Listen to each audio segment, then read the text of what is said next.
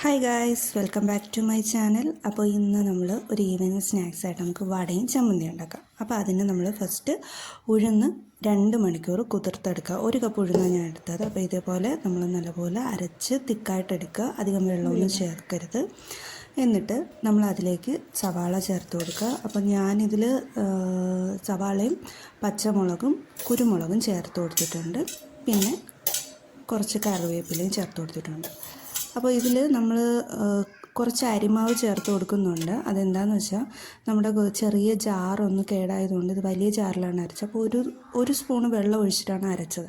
പക്ഷേ അകലം ഒന്ന് ലൂസാണെന്ന് തോന്നിയത് കൊണ്ട് നമ്മൾ അരിമാവ് ചേർത്ത് കൊടുത്തു. അതുകൊണ്ട് ഇതേപോലെ തിക്കായിട്ട് എടുത്തിട്ടുണ്ട്.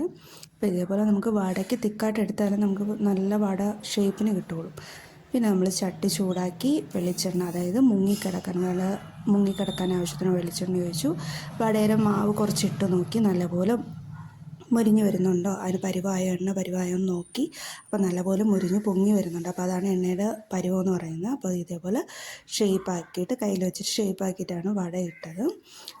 വടയെ ഷേപ്പാക്കിയത്. അപ്പോൾ ഞങ്ങൾ ഇതിൽ ഇപ്പോൾ അമ്മയാണ് ചെയ്യുന്നത്. അപ്പോൾ അമ്മ പല രീതിയിൽ ഇതിൽ കാണിക്കുന്നുണ്ട്. അപ്പോൾ എനിക്ക് ഇങ്ങനെ ഈ ഹോളുള്ള വടയേക്കാളും ഇഷ്ടപ്പെട്ടത് നമ്മൾ അല്ലാതെ വേറെ ഇങ്ങനെ കോരി ഒഴിച്ചിട്ട് ഷേപ്പൊന്നും ഇല്ലാത്ത കുഞ്ഞു ബോൾസ് കണക്കുള്ള വട ഉണ്ടാക്കിയായിരുന്നു. അപ്പോൾ അത് നല്ല ക്രഞ്ചി ആയിട്ടായിരുന്നു, നല്ല ടേസ്റ്റ് ആയിരുന്നു.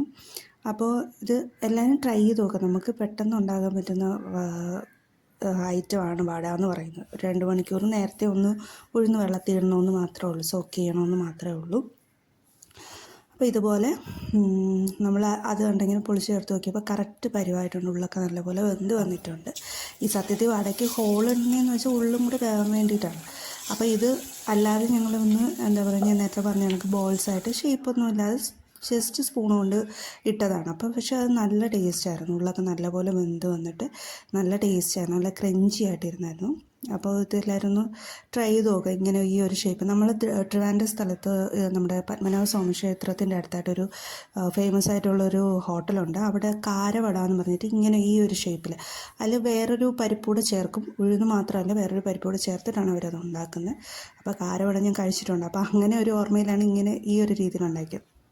പിന്നെ കയ്യിൽ വെച്ചിട്ടല്ലാതെ, അപ്പോൾ കയ്യിലെ പാട് അതിൽ വരുന്നത് കൊണ്ട് അമ്മ എന്ത് ചെയ്തു, പ്ലാസ്റ്റിക് നമ്മുടെ ഒരു പോളിത്തീൻ കവറിൻ്റെ ഇതിൽ പ്ലാസ്റ്റിക്കിൽ എടുത്തിട്ട് അതിൽ എണ്ണ തടവിയിട്ട് അതിൻ്റെ വടയുടെ ഷേപ്പിലുണ്ടാക്കിയിരുന്നു. അപ്പോഴും നല്ല കറക്റ്റായിട്ട് വട വന്നിട്ടുണ്ടായിരുന്നു കേട്ടോ.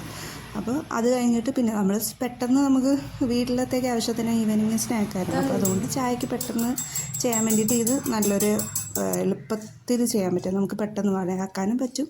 നല്ല ക്രഞ്ചി ആയിരുന്നു. പിന്നെ അതിനായിട്ട് കുറച്ച് ചമ്മന്തി ഉണ്ടാക്കിയിരുന്നു. അപ്പോൾ അത് ചമ്മന്തിക്ക് ആവശ്യമുള്ള തേങ്ങ, ചെറിയ ഉള്ളി, കറിവേപ്പില, പച്ചമുളക്, ഇത്രയും കാര്യങ്ങളിട്ട് എത്രയാണ് ആവശ്യം അനുസരിച്ച് ക്വാണ്ടിറ്റിയിൽ എടുക്കുക. പിന്നെ അതിലേക്ക് പുളിപ്പിന് ആവശ്യമായിട്ട് നമ്മൾ കുറച്ച് ഒരു ടേബിൾ സ്പൂൺ തൈരും കൂടെ ചേർത്ത് കൊടുത്തു. എത്രയാണോ അരപ്പുള്ളത് അതനുസരിച്ച് തൈര് ചേർത്ത് കൊടുക്കുക. ഓവറായി പോരുത്, പുളിപ്പ് കൂടിപ്പോകും. അപ്പോൾ അതൊന്ന് മിക്സ് ചെയ്തതിന് ശേഷം കറിവേപ്പില ഇട്ടു. എന്നിട്ട് കടുവറുത്ത് അതിലേക്ക് ഒഴിച്ചു.